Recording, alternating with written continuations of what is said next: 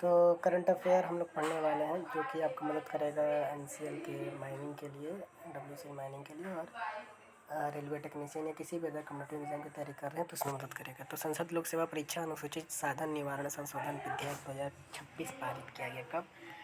तो प्रतियोगी परीक्षा प्रणाली में पारदर्शिता सख्ती लाया गया। 27 जुलाई 2026 को लोकसभा और 30 जुलाई को राज्यसभा में मंजूरी दे दी गई। ये कानून मुख्य रूप से पेपर लीक करने वाले माफियाओं, सॉल्वर गैंग और भ्रष्ट अधिकारियों पर नकेल कसने के लिए लाया गया। संशोधन विधेयक के प्रमुख प्रावधान कौन कौन से? तो पेपर लीक के दोषियों को 10 वर्ष तक की सजा, 10 करोड़ रुपए तक का जुर्माना और उनकी संपत्ति जब्त करने का प्रावधान शामिल है। मामलों को वर्षों तक लटकने से रोकने के लिए राज्य सरकारों के परामर्श से विशेष फास्ट ट्रैक अदालतों का गठन किया जाएगा। जांच एजेंसियों के लिए यह अनिवार्य कर दिया गया है कि वे अधिकतम 2 महीने के भीतर अपनी जांच पूरी करें और आरोप पत्र दाखिल करें। हम छात्रों को क्रिमिनल एक्ट अपराधियों प्रावधानों से बाहर रखते हैं। ये कानून किन परीक्षाओं पर लागू होगा? ये कानून केंद्र सरकार के अधिकार क्षेत्र पर आने वाले सभी प्रमुख परीक्षाओं पर लागू होगा, जिनमें संघ लोक सेवा आयोग, यूपीएससी, कर्मचारी, एसएससी, रेलवे भर्ती बोर्ड, आरआरबी, आईबीपीएस, मतलब सभी परीक्षाओं पर यह लागू होता है। संसद ने राष्ट्रीय गौरव अपमान निवारण संशोधन विधेयक 2026 पारित किया। संसद ने हाल ही में राष्ट्रीय गौरव अपमान निवारण संशोधन विधेयक 2024 पारित किया है। वह विधेयक मूल रूप से राष्ट्रीय गौरव अपमान निवारण अधिनियम 1971 में एक महत्वपूर्ण संशोधन करता है। अब यह विधेयक राष्ट्रपति की स्वीकृति के बाद कानून बन जाएगा। इन संशोधन विधेयक से जुड़ी मुख्य बातें हैं। वंदे मातरम को कानूनी संरक्षण क्या मिला है? तो इस विधेयक का मुख्य उद्देश्य भारत के राष्ट्रीय गीत नेशनल सॉन्ग को वंदे मातरम को ही विधिक और वैधानिक संरक्षण प्रदान करना है, जो वर्तमान में राष्ट्रीय गान, जन गण मन, राष्ट्रीय ध्वज, तिरंगा और भारत के संविधान को प्राप्त है। दंडनीय अपराध क्या है? तो संशोधन के बाद अब राष्ट्रीय गीत वंदे मातरम के संबंध में निम्नलिखित कार्यों का अपराध माना जाएगा। वंदे मातरम के गायन को जानबूझकर रोकना या उससे बाधा डालना, वंदे मातरम गा रही किसी सभा या समूह के कार्य को जानबूझकर व्यवधान उत्पन्न करना, वंदे मातरम को जानबूझकर किसी रूप में अपमान या अनादर करना। यस, तो सजा या जुर्माने का प्रावधान है। तो अगला देखते हैं।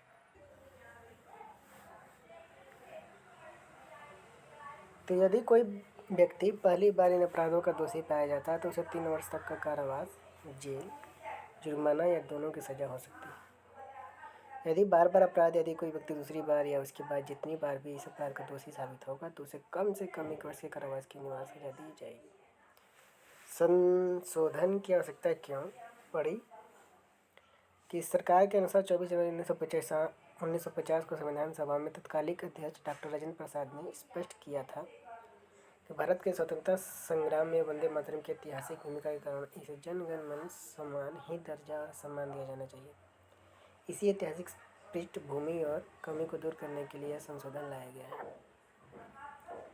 भारत और नेपाल के बीच पहली सीधी वाणिज्य कंटेनर मालवाहक रेलगाड़ी के बारे में जानेंगे कि भारत की पहली सीधी वाणिज्य कंटेनर मालवाहक रेलगाड़ी यानी direct commercial container freight train Nepal पहुंच गई है। नेपाल भारत सरकार की क्षेत्रीय कनेक्टिविटी बढ़ाने और पड़ोसी देशों के साथ आर्थिक सहयोग को मजबूत करने की दिशा में एक अहम कदम है।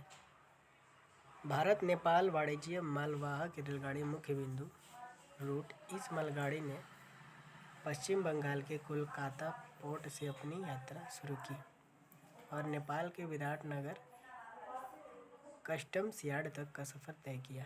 तिथियां यह है: रेलगाड़ी 19 जुलाई 2026 को बुक की गई थी और 23 जुलाई 2026 को नेपाल पहुंची।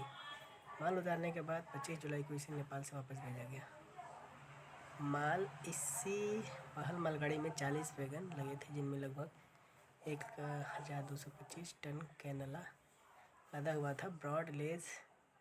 Broad gauge rail link Bharat Bihar के जोगबनी और नेपाल विराटनगर के बीच 18.60 किलोमीटर लंबी ब्रॉडगेज रेलवे लाइन पूरी हो चुकी है। इस प्रोजेक्ट का उद्घाटन जून 2023 में किया गया था और इससे भारत सरकार की अनुदान सहायता से बनाया गया है।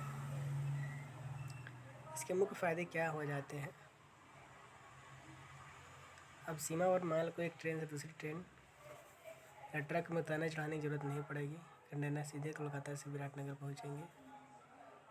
कई हैंडलिंग पॉइंट कम होने से माल पहुंचाने के समय और लॉजिस्टिक्स की लागत में भारी कमी आएगी। यह प्रणाली निर्यातकों और आयातकों के लिए तेज, सस्ती और अधिक भरोसेमंद है। इससे दोनों पड़ोसी देशों के बीच सीमा पार व्यापार की दक्षता और प्रतिस्पर्धात्मकता में सुधार होगा। सड़क मार्ग से ट्रकों द्वारा माल ढुलाई की तुलना में यह रेल सेवा पर्यावरण के लिए अधिक अनुकूल, इको फ्रेंडली है। ठीक, आगे देखेंगे।